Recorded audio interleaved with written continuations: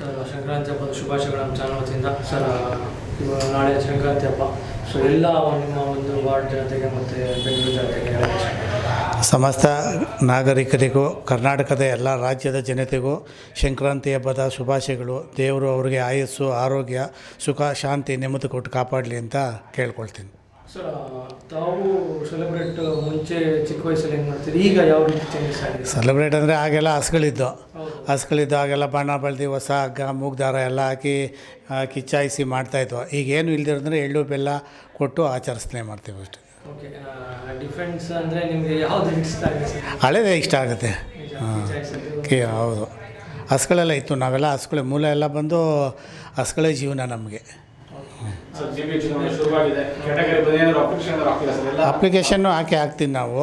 ಇದು ಕ್ಯಾಟಗರಿ ನಮ್ಮದು ಬಂದಿಲ್ಲ, ಜನರಲ್ಲು ಮಹಿಳೆ ಬಂದಿದೆ, ಧರ್ಮಗಿರಿಗೆ ಬಂದಿದೆ. ಅಲ್ಲಿ ಯಾರೂ ಇಲ್ಲ ಆಕಾಂಕ್ಷಿಗಳು ಅನಿಸುತ್ತೆ.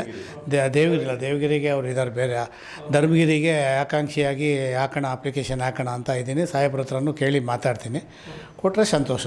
ಸೊ ಇಲ್ಲಿ ಯಾವ ರೀತಿ ಒಂದು ಪಕ್ಷ ಸಂಘಟನೆ ನಡೀತಾರೆ ಸರ್? ಪಕ್ಷ ಸಂಘಟನೆಗಳೆಲ್ಲ ಪಕ್ಷ ಇಲ್ಲಿ BJP ನಮ್ಮ ಸಾಹೇಬ್ರು ಇದ್ದಾರಲ್ಲ, ಅವರೇ ಸಂಘಟನೆ ಮಾಡಿದ್ದಾರೆ. ಅವ್ರ ಕೈ ಕೆಳಗಡೆ ನಾವಿರ್ತೀವಿ.